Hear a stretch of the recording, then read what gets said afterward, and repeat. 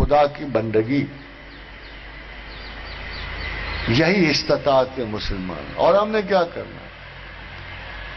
ہم نے علم اس کو جاننے کے لیے طلب کرنا، اس کی شناخت میں طاقت ہے، عزت ہے، برکت ہے. اللہم مالک الملک تؤتی الملک من تشاء وتنزع الملک ممن تشاء وتعز من تشاء وتذل من تشاء بیدک الخیر انک علی کل شیء قدیر.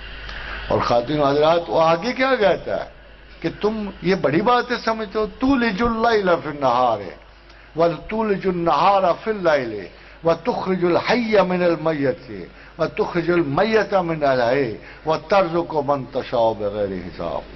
اگر میں آسمان و کائنات کے اتنے بڑے تغیر لا سکتا ہوں، اگر میں زمین کو آسمان میں داخل کر سکتا ہوں، گردش افلاک پر میں تصرف کرتا ہوں، قدرت رکھتا ہوں، میں تمہارے لیے سورج بدل دیں گا نیک وقت ہو، میں آسمان بدل دوں گا، میں تمہارے لیے گیلیکسیز نیچے کر دوں گا، میں تمہیں کہاں کہاں کا مالک. تم تو کہتے ہو کہ شاید میں زمین کے چند ان حکمرانوں کے تحت ایک چھوٹا سا حکمران ہوں.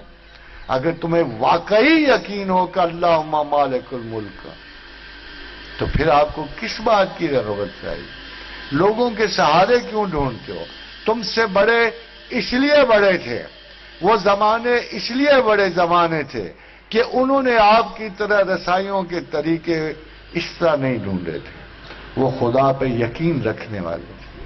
آپ کو یاد ہے آپ کے پیغمبر کے سینے پہ جب ایک کافر چڑھا تلوار لے کے، تو اس نے کہا محمد تمہیں آج میرے ہاتھ سے کون بچائے گا؟ فرمایا اللہ. ایسی اس کے خوف کا غلبہ ہوا اور تھر تھراہٹ ہوئی اس پہ کہ اس کے ہاتھ سے تلوار گئی ہے. تو جب تلوار گئی تو حضور نے کہا بتا اب تجھے میرے ہاتھ سے کون بچائے گا؟ اس نے کہا آپ بچاؤ گے اور کون بچائے گا؟ اس نے کہا نہیں، پھر بھی تجھے اللہ ہی بچائے گا. یہ صاف ستھرا سا فیض ہے. جب کسی حکمران کو مان لو، کسی بادشاہ کو مان لو، اس کی مملکت کا احترام کرو، اس کے قانون کا، اس میں کسی کو شریک نہ کرو، اپنے اعمال اور خیال درست کرو. کیا جادو، کیا تمہارا تو رزق گلی کا محلے کا حساب والا درست کر رہا ہوتا ہے. تمہارے آصف، تمہارے مقدر تو پتہ نہیں کہاں کا بیٹھا ہوا کوئی کالے جادو والا ٹھیک کر رہا ہوتا ہے. واللہ یقبض و یبسط من یشاء. اللہ ہی کم کرتا ہے، اللہ ہی کشادہ کرتا ہے. پھر تم پہ اثر کیوں ہوتا ہے؟ اثر ایک وجہ سے تھا، وَمَن یعش عن ذکر الرحمن، جو بھی اللہ کے ذکر سے غافل ہوا. وَمَن یعش عن ذکر الرحمن نُقَیِّض لَهُ شیطان، اس پہ اللہ ایک شیطان کو اجازت دے دیتا ہے قبضہ کرنے کی. فَهُوَ لَهُ قَرِینٌ، وہ اس کے قریب ہو جاتا ہے. بھائی جب خدا کی یاد ہی نہیں، تم خدا کو جانتے ہی نہیں. خدا کی یاد کیا ہے؟ قرآن سے تھوڑی سی بڑی، نماز سے تھوڑی سی بڑی. ایک تو بہت سارے عالم مل کے آگے جی آپ تشبیہ دیتے پھرتے ہو، ہم اعمال پہ یقین لگے. میں نے کہا یار میں تو کرتا ہوں، مگر میں تمہاری مانوں کہ اللہ کی مانوں جو قرآن میں لکھ بیٹھا ہے. اتلو ما اوحی الیک من الکتاب، کہ کتاب کی تلاوت کرو، اوامر اور نہیں سے آگہی پاؤ، کیا غلط ہے کیا صحیح تمہیں پتہ لگ جائے گا. اتلو ما اوحی الیک من الکتاب واقم الصلاۃ، نماز قائم کرو. ان الصلاۃ تنہا عن الفحشاء والمنکر، نماز تمہیں فحش اور منکر سے روک دے گی.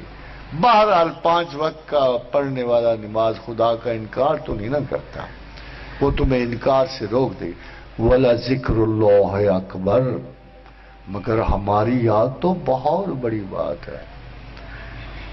دونوں کو پیرالل پہ رکھا نا، قرآن پڑھنے کو، نماز پڑھنے کو، مگر اپنی یاد کو کچھ زیادہ ہی رنگ لگا گیا.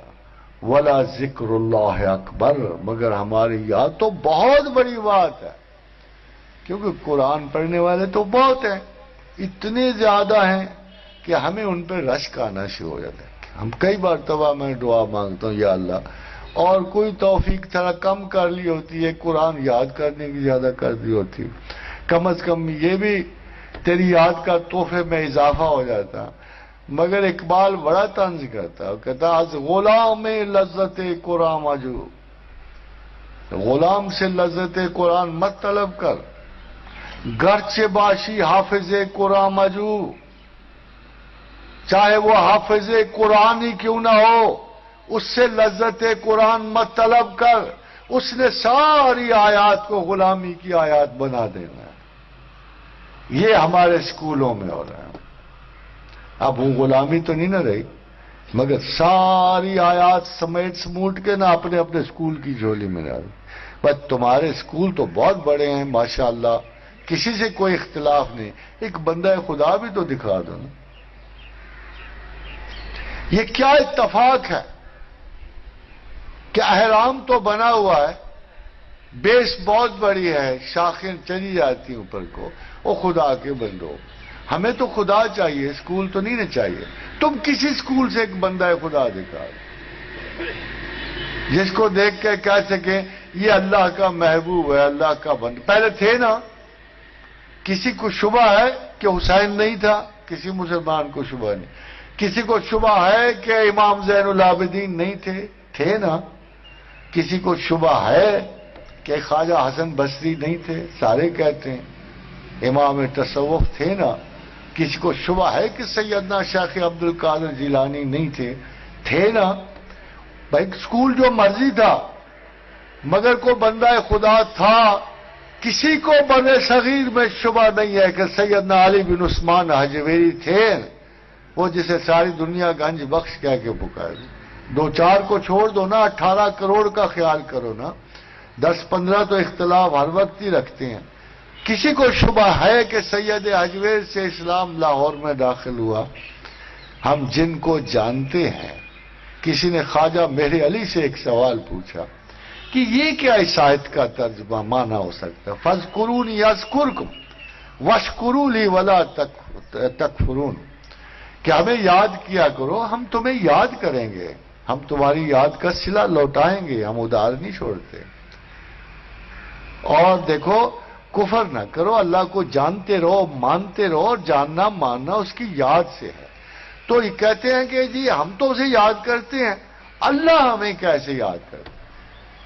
تو خواجہ نے کہا دیکھو یار بات سنو، کبھی تم نے دیکھا یہ ہزاروں لوگ کسی مزار پہ کیوں جا رہے ہوتے ہیں، تسبیحاں پڑھتے جا رہے ہوتے ہیں، ان کے گرد قرآن شریف پڑھ رہے ہوتے ہیں، ان کو بڑی محبت ان سے رکھتے ہیں، یہ خدا کی یاد۔